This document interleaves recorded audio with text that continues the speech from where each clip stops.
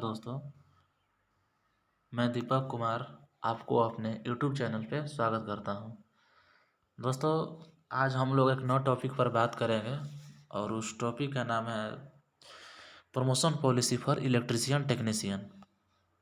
यानी इलेक्ट्रीशियन का प्रमोशन कैसे होता है, क्या होता है, किस थ्रो में होता है और कैसे होता है। ठीक है दोस्तों, आइए हम लोग इस टॉपिक पे बात करते हैं। मैं इन सब चीज़ों को समझाने की अच्छी से कोशिश करूँगा। उम्मीद करता हूँ आप सभी लोगों को बढ़िया तरीके से समझ में आ जाए। देखिए दोस्तों, हम लोग का जो भर्ती होगा ये आप देख रहे होंगे, ये क्या लिखा है, ईपी इलेक्ट्रीशियन। ठीक है, EP electrician extension category D, इसके तहत हम लोग भर्ती किए जाएंगे। ठीक है, इसमें क्या होता है कि इसमें हम लोग जब 3 साल ड्यूटी कर लेंगे, देखिए यहाँ लिखा हुआ है 3 साल हम लोग जिसमें ड्यूटी कर लेंगे तब हम आगे के पोस्ट के लिए एलिजिबल होंगे। और अगला पोस्ट है EP electrician extension category C, आप लोग देख सकते हैं। इसमें देखिए क्वालिफिकेशन क्या है कि ITI with statutory certificate as per IA rule, यानी इलेक्ट्रिसिटी रूल। और ये सर्टिफिकेट कब मिलेगा, यानी जब वहाँ आप 3 साल ड्यूटी कर लेंगे तो वहाँ पर इलेक्ट्रिसिटी बोर्ड से होता है क्या है, एक फॉर्म भरना पड़ता है। फॉर्म भरने के बाद उसका एग्ज़ाम होता है, तब उसका सर्टिफिकेट मिलता है। ठीक है दोस्तों, यानी आपको इलेक्ट्रीशियन एसोसिएशन कैटेगरी सी में आने के लिए आपको 3 साल का, इसमें आपको ईपी इलेक्ट्रीशियन कैटेगरी में 3 साल ड्यूटी चाहिए। देखिए एलिजिबिलिटी फॉर प्रमोशन के सामने क्या लिखा है, 3 साल ड्यूटी भी चाहिए और साथ में सर्टिफिकेट चाहिए इलेक्ट्रिसिटी बोर्ड से 3 साल का। ठीक है, और ये जो भर्ती होगा, ये जो प्रमोशन होगा, देखिए यहाँ लिखा हुआ डीपीसी यानी डिपार्टमेंटल कमिटी। ठीक है, अब देखिए अगला पोस्ट होता है EP electrician extension category B. और इसमें क्या होता है, इसमें देखिए क्वालिफिकेशन कॉलम में क्या लिखा हुआ है कि ITI with statutory certificate as per IA rule. इसमें भी वही सेम चीज़ है, यानी आपको इलेक्ट्रिसिटी बोर्ड से 3 साल वाला वही सर्टिफिकेट चाहिए। और साथ में एलिजिबिलिटी फॉर प्रमोशन कॉलम में देखिएगा यहाँ लिखा हुआ है कि 3 ईयर पैज EP electrician and category C, यानी आप कैटेगरी सी यानी 4 नंबर, देखिए इसमें जब 3 साल ड्यूटी कर लेंगे तब आप EP electrician extern category B के लिए एलिजिबल होंगे। ठीक है दोस्तों, अगला पोस्ट है, इसमें आगे की पोस्ट होता है एसआर सीनियर ईपी इलेक्ट्रीशियन। ठीक है, और एक्सटर्न कैटेगरी ए, यहाँ पर ए है दोस्तों। ठीक है, इसमें देखिए इसके लिए क्वालिफिकेशन क्या चाहिए, इसके लिए क्वालिफिकेशन चाहिए ITI with statutory certificate as per IA rule, यानी सर्टिफिकेट वही चाहिए इलेक्ट्रिसिटी बोर्ड से। ठीक है, और वो मैंने बार बार बता रहा हूँ आपको, वो सर्टिफिकेट कैसे मिलेगा। वो सर्टिफिकेट इलेक्ट्रिसिटी बोर्ड से फॉर्म भरा जाता है, उसका एग्ज़ाम होता है, उसका तब सर्टिफिकेट मिलता है। और देखिए इसमें क्वालिफिकेशन क्या चाहिए कि 5 ईयर एच ईपी इलेक्ट्रीशियन इन एक्सटेंशन कैटेगरी बी, यानी आप इस डिपार्टमेंट में 5 साल ड्यूटी कर लेंगे तब आप सीनियर ईपी इलेक्ट्रीशियन के लिए एलिजिबल होंगे।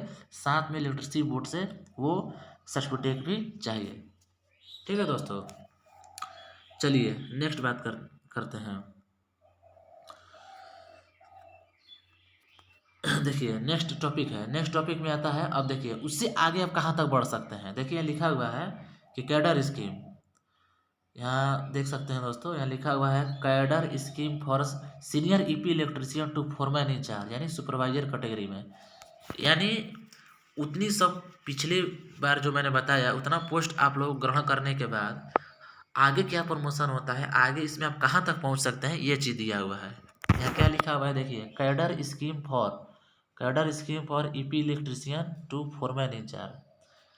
ठीक ना, यानी उसके बाद आप क्या बन सकते हैं, सीनियर फोरमैन इंचार्ज बन सकते हैं सुपरवाइजर कैडर में। ठीक है, अब देखिए फर्स्ट ऑफ ऑल नंबर 1 में आता है फोरमैन इलेक्ट्रिकल एंड एग्जीक्यूशन। ठीक है, और देखिए कैटेगरी या ग्रेड क्या रहता है, टी एंड ग्रेड बी, यानी ग्रेड बी के तहत आप लिए जाओगे। और क्वालिफिकेशन क्या चाहिए, देखिए कि मस्ट बी मेट्रिकुलेशन चाहिए, साथ में आईटीआई चाहिए। ठीक है, और देखिए इसमें क्या लिखा हुआ है कल कि electrical supervisory certificate of competency as per provision of IA rule without mining part. अब देखिए यहाँ एक चीज़ क्या लिखा हुआ है कि आपको मैट्रिक चाहिए, साथ में आईटी ट्रेड वाला अपना सर्टिफिकेट चाहिए, और साथ में सुपरवाइजरी का सर्टिफिकेट भी चाहिए। ठीक है, और विदाउट माइनिंग पार्ट, यानी अगर आप बिना माइनिंग पार्ट वाला सर्टिफिकेट चाहिए, ये जरूरी नहीं है कि बिना माइनिंग पार्ट वाला सर्टिफिकेट भी चलेगा, ठीक है।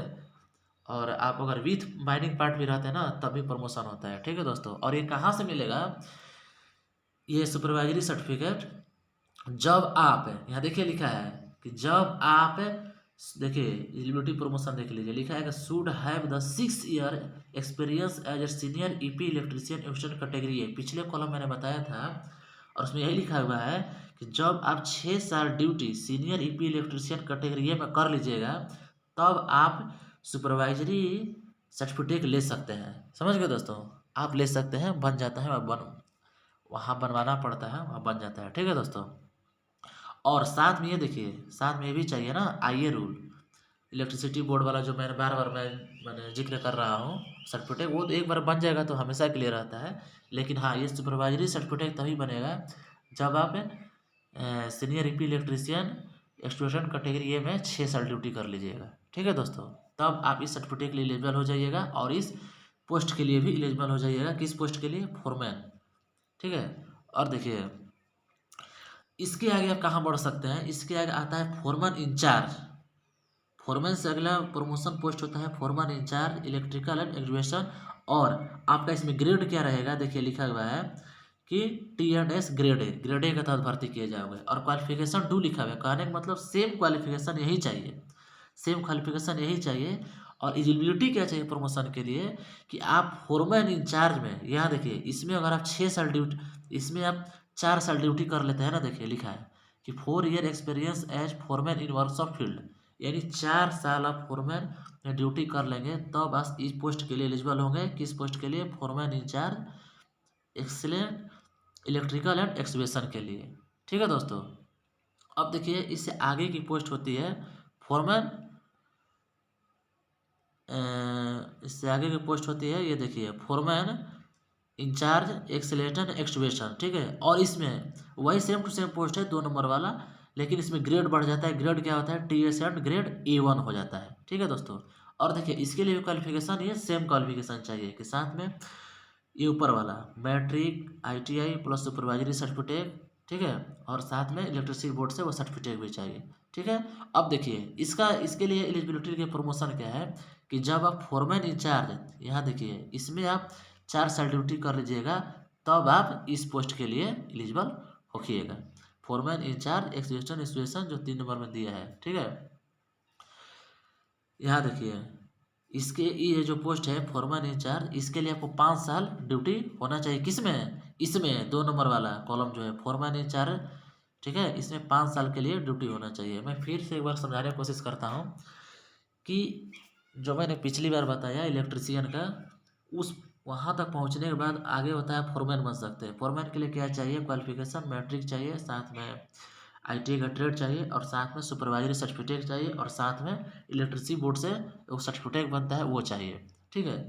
और देखिए एलिजिबिलिटी क्या होता है फोरमैन के लिए, 6 year experience EP electrician senior EP electrician cat A में 6 साल का आपका ड्यूटी होना चाहिए, ठीक है, तभी आप फोरमैन के लिए एलिजिबल होंगे।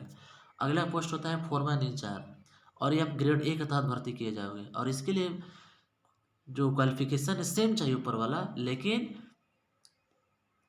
अगला चीज़ क्या चाहिए, आपका 4 साल का एक्सपीरियंस होना चाहिए फोरमैन के क्षेत्र में, ठीक है, तब आप फोरमैन इंचार्ज ग्रेड A के लिए एलिजिबल हो गए। अगला प्रमोशन होता है फोरमैन इंचार्ज ग्रेड A1 पे, और उसके लिए भी क्वालिफिकेशन सेम चाहिए, लेकिन प्रमोशन की एलिजिबिलिटी क्या चाहिए कि 5 ईयर एक्सपीरियंस, यानी आपको 5 साल का एक्सपीरियंस किसमें होना चाहिए, 2 नंबर वाला कॉलम जो दिया इस पोस्ट में 5 साल एक्सपीरियंस होना चाहिए, तब आपको ये पोस्ट मिलेगा। देखिए दोस्तों, एक IT स्टूडेंट के लिए जो डिप्लोमा नहीं किए हैं उनके लिए लास्ट प्रमोशन यहीं तक है, यहीं तक वो सीमित हो जाते हैं, ठीक है दोस्तों। और जो डिप्लोमा वगैरह किए हैं उनके लिए तो बात ही अलग है, उससे भी आगे बढ़ जाते हैं।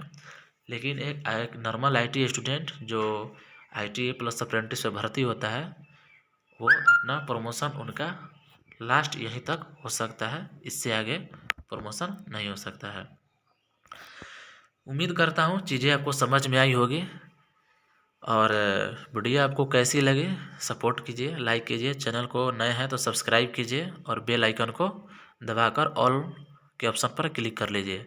और दोस्तों बहुत ही जल्द मैं सारे ट्रेडों का प्रमोशन पॉलिसी के लिए वीडियो ले आऊँगा। और मेरी नेक्स्ट वीडियो रहेगी फिटर इलेक्ट्रीशियन फार्मेसी, यानी फिटर ट्रेड का प्रमोशन के लिए क्या पदोन्नति नीति है, क्या चाहिए, उसमें कैसे क्या होता है, उसके लिए मेरी नेक्स्ट वीडियो आएगी। चैनल को लाइक एंड सब्सक्राइब कीजिए और वीडियो आपको कैसे लगे कमेंट सेक्शन में ज़रूर आप लोग बताइएगा। थैंक यू, धन्यवाद।